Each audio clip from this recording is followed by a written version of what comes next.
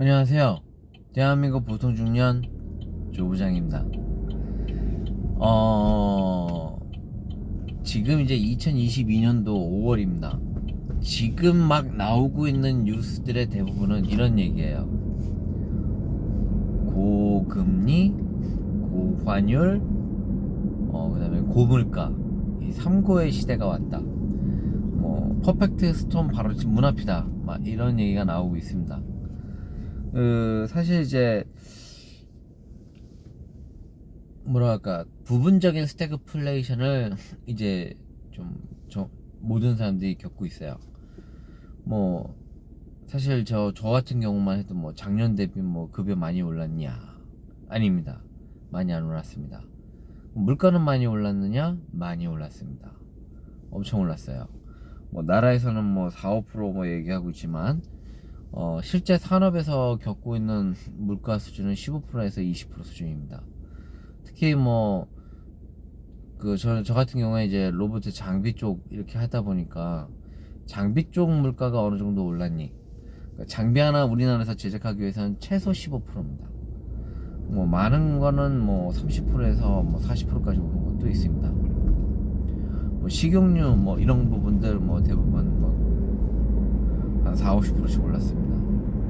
기름이 원래 한 1200원대 하는 게 지금 2000원 넘어가는 상황인데 30% 세제 유류세 면제까지 해서 지금 1800원, 1900원을 간신히 붙잡고 있습니다. 그러니까 전체적으로 물가는 제가 느끼는 체감적인 물가는 40% 이상씩은 다 올랐다고 봅니다.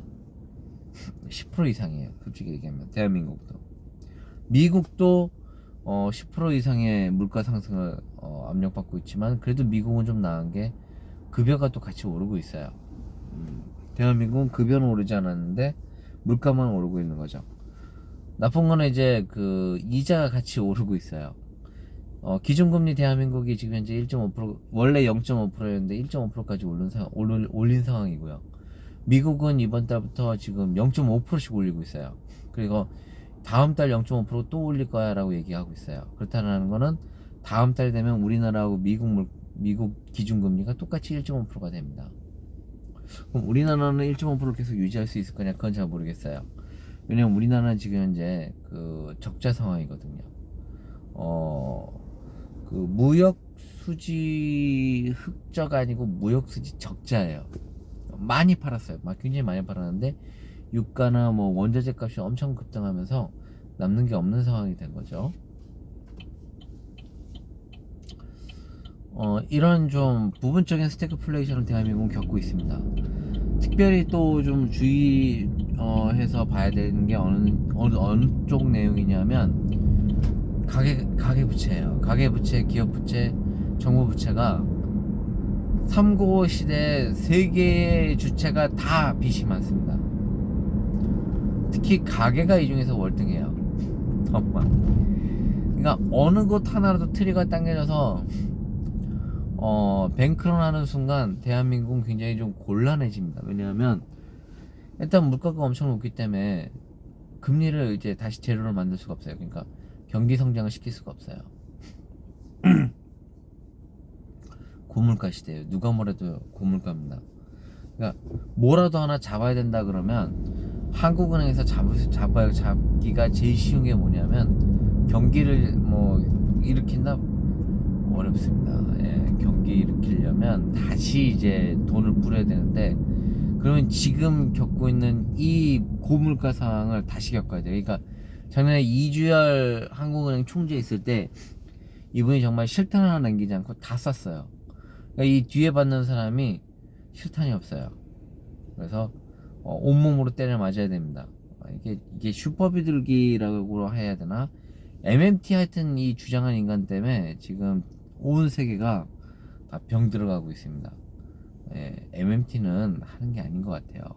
그런 이상한 걸 하기 시작하면서 대한민국부터 시작해서 전 세계가 다 쓰러져 나가고 있습니다. 어쨌든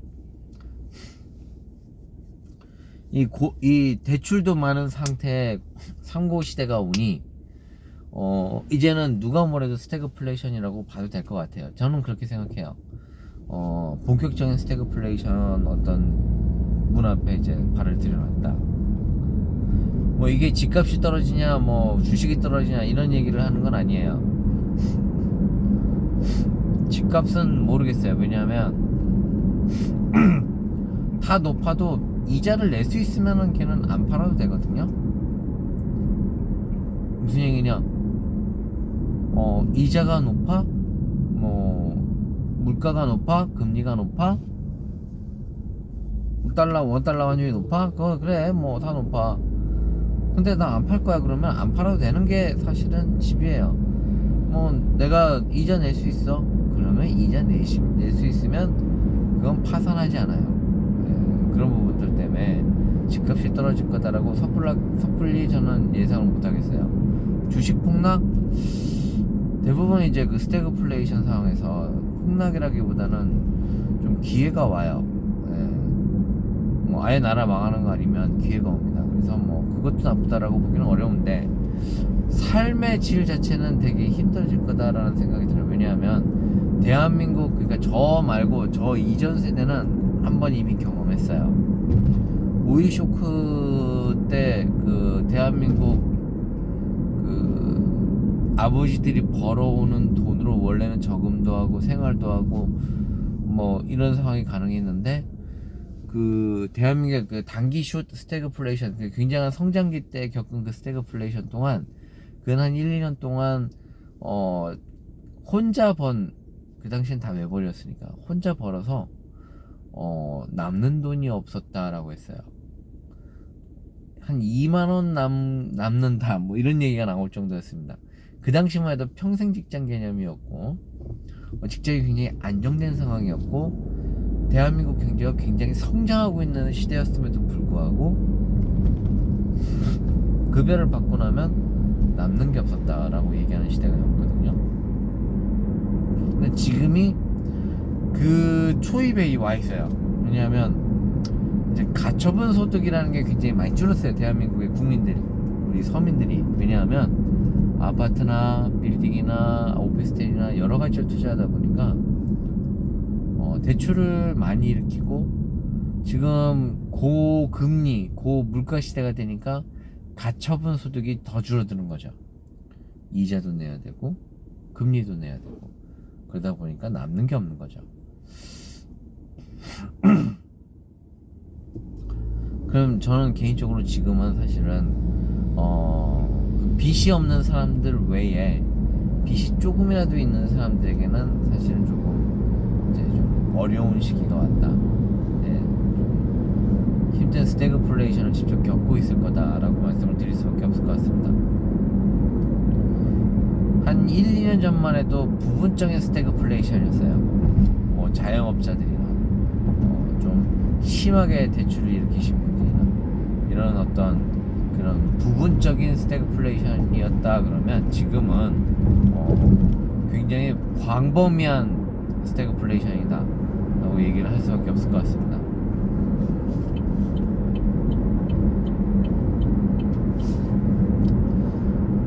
전 지금 뭐 아파트 사려고 대출을 일으키려고 노력 중이었는데 사실 그것도 지금 좀 고민입니다. 지금 같은 시기에 내가 대출을 일으킬 수 있을까? 갚아낼 수 있을까? 지금 고민만 하고 있어요.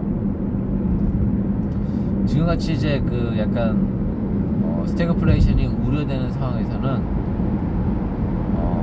대출을 좀 자제하는 게 좋습니다. 왜냐하면 번행키라고 하는 단어가 지금 들어오고 있기 때문에 그래요. 이거는 이제 저희 중년들, 특히 이제 뭔가 모험을 하기 좀 어려운 나이대의 중년들은 좀 들어주셨으면 좋겠어요. 안 그럴 수 있습니다. 대한민국이 절대 그러지 않을 거라고 저는 생각해요.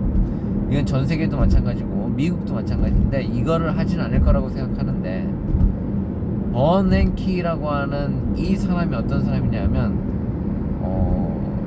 미국의 스태그플레이션, 그 굉장히 이제 인플레이션이 발생했을 때, 인플레이션이 나오면서 이제 그 경기가 떨어지고 있을 때 딱 지금 대한민국 같은 상황이었죠.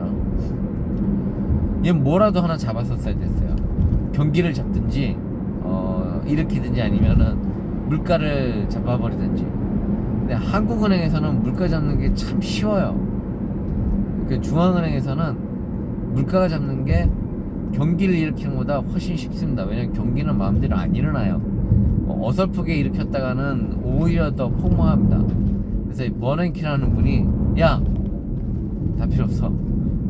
이거 물가만이라도 먼저 잡아. 물가 잡고 그 다음에 경기 잡을 거야. 그래서 경기를 잡는 게 아니고 이제 경기를 일으킬 거야. 물가를 어떻게 잡았느냐?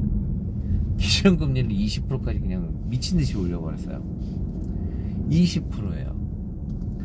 대한민국의 지금 기준금리 10% 되면요, 이건 곡소리 납니다. 예를 들어서 1억에 10%면 1,000만 원이잖아요. 그렇죠? 기준금리가. 자, 기준금리가 10%면 예금 이 대출금리는요 15%까지 뛰어오릅니다. 그러면요 난리 나요 진짜. 우리나라에 15% 이자 갚을 수 있는 사람이 몇 없습니다.